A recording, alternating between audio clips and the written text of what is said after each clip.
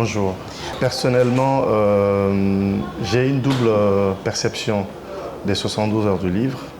D'abord en tant que citoyen actif depuis plus de 30 ans dans l'initiative qui a abouti à la création des 72 heures du livre. D'abord en tant que mouvement associatif des Amis du Futur, avec lequel Sansi Kaba et moi-même et d'autres amis nous avons milité pour la promotion de l'orthographe, la lecture et la mise à disposition du livre des élèves dans les établissements scolaires.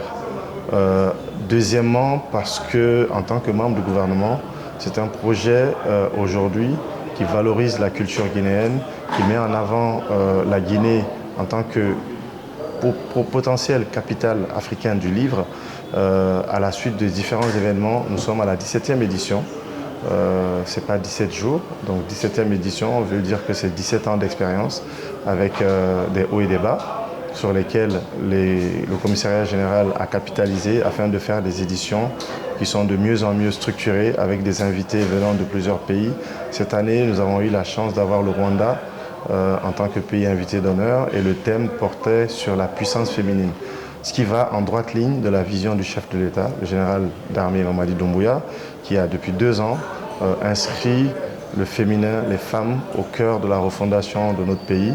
D'ailleurs, la fête d'indépendance, il y a 2 ans, était placée sous les pionnières de l'indépendance de la République de Guinée, que lui-même, il a voulu célébrer avec l'ensemble des membres du gouvernement. Donc, pendant 1 an, nous avons célébré les pionnières, les femmes fortes qui ont contribué à la libération de la Guinée. Ce qui nous a ramenés dans les habitudes qui ont toujours été guinéennes de mettre la femme au devant de la scène pour promouvoir la culture, la politique, l'économie.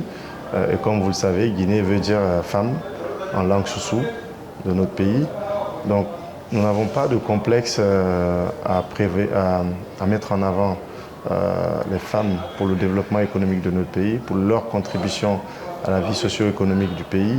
Et donc la puissance féminine vient appuyer une ville comme Guékédou, qui est une ville résiliente, qui a subi beaucoup d'événements malheureux.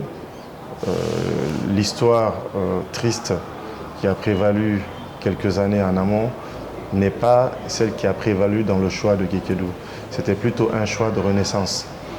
Le souvenir, certes, le devoir mémoriel est important, mais c'était surtout de faire renaître Guékédou afin que la ville brille à travers sa culture, à travers le livre et à travers sa jeunesse. Donc, d'où ma satisfaction à titre personnel de voir que nous sommes à la 17e édition, mais aussi en tant que membre du gouvernement, de voir que l'État, le gouvernement que dirige le Premier ministre Amadou Oïba, accompagne les 72 heures du livre. Et depuis 2 ans, une convention a été signée entre le commissariat général et l'État guinéen afin de subventionner certaines activités. Donc c'est plutôt une satisfaction que ça se délocalise également à l'intérieur du pays. Je crois la première édition en région de la Guinée forestière et Guékédou est la première ville choisie à ce titre-là.